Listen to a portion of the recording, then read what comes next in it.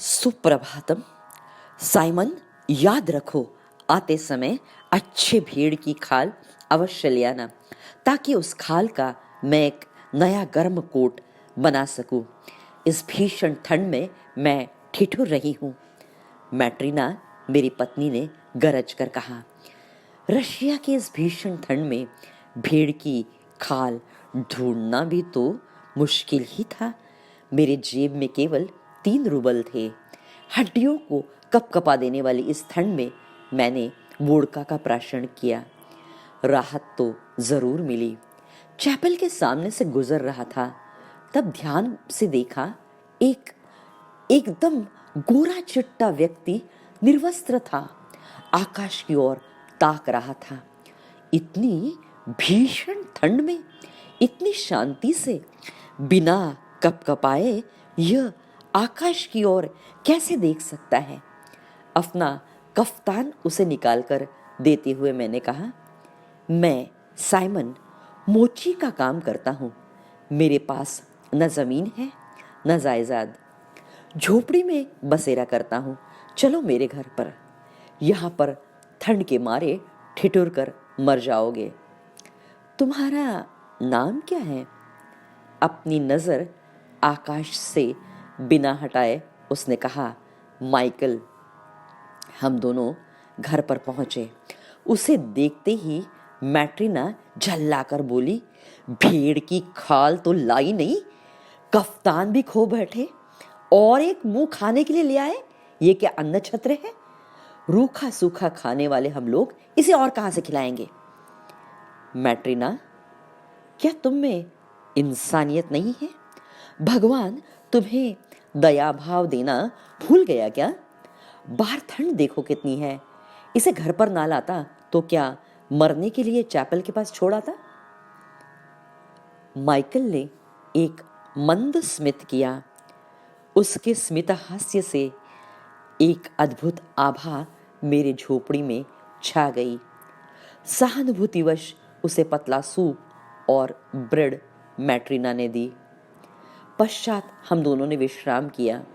दूसरे दिन मैंने उससे कहा, माइकल, तुम्हें मेरे व्यवसाय में हाथ बटाना होगा। उसने केवल गर्दन हिलाकर हाँ कहा। धीरे धीरे उसने काम में कौशल हासिल किया और मेरा व्यापार वृद्धिंगत होता रहा। दूर दूर से लोग जूते खरीदने मेरी झोपड़ी पर आने लगे। पूरी लगन के साथ माइकल काम करता। ना कभी किसी से वार्तालाप, ना कोई प्रतिक्रिया। अक्सर वह आकाश की ओर ताकते रहता। बस पहले दिन ही उसने हंसकर प्रतिक्रिया दी थी। एक दिन एक बेहद संपन्न व्यापारी का तांगा मेरे झोपड़ी के सामने रुका। दूर से ही वह व्यापारी चिल्लाने लगा, साइमन, मैंने कीमती भेड़ की खाल लाई है। मुझे 1 साल तक चलने वाले उत्तम जूते बनाकर चाहिए। और हाँ, जूते मनपसंद बने तो मैं तुम्हें विपुल संपत्ति दूंगा, और ना बने तो मैं तुम्हें जेल की हवा खिलाऊंगा। मैंने माइकल की ओर देखा। उसने काम स्वीकारने का इशारा मुझे किया। माइकल नाप ले ही रहा था कि वो व्यापारी फिर से चिल्लाया, 1 साल तक चलने वाले जूते चाहिए, वरना जेल की हवा खानी पड़ेगी। माइकल आज दूसरी बार हंसा। उसके स्मित के कारण मेरे घर का सारा परिसर आभामय हो गया। हंसकर वह फिर अपने काम पर लग गया। थोड़ी ही देर में मैंने देखा, उसने तो बोसोविकी बनाए थे। मैंने सर पर अपना हाथ मार लिया। माइकल, ये तुमने क्या किया? बोसोविकी तो मरणोपरांत पहनाए जाते हैं। अब तो तुम मुझे जेल की हवा खिलाओगे। इतने में एक घोड़ा गाड़ी मेरे दरवाजे के सामने रुक गई। एक व्यक्ति ने मेरे झोपड़ी में प्रवेश किया और बड़े दबे स्वर में कहा, अभी अभी मेरे मालिक आकर आपको खाल दे गए। कृपया आप जूते नहीं, बोसोविकी बनाइए। बड़े शांति से बोसोविकी माइकल ने उस नौकर के हाथ में दे दिए। मैं सोचने लगा, कभी भी प्रतिक्रिया ना देने वाला माइकल कैसे जान गया कि बोसोविकी का काम पड़ेगा। 5 साल में केवल 2 बार हंसने वाला ये माइकल आखिर है कौन? कालचक्र चलता ही रहा। दिन बीतते गए और एक दिन एक महिला 2 जुड़वा लड़कियों को लेकर आई। एक जैसे फ्रॉक, एक जैसा बो, एक जैसे कान के, बहुत प्यारी दिख रही थी वह लड़कियां। जूते का नाप लेते समय मैंने देखा एक बच्ची का पाँव थोड़ा टेढ़ा है। मैंने पूछा, क्या जन्म से ही इसका पाँव टेढ़ा है? उस महिला ने कहा, नहीं नहीं, इस बच्ची के जन्म के समय इसकी माता इसके ऊपर लुढ़क गई, इसीलिए इसका पाँव टेढ़ा है। क्या यह प्यारी बच्चियां आपकी नहीं? वह तो एक लंबी कहानी है, वह स्त्री कहने लगी।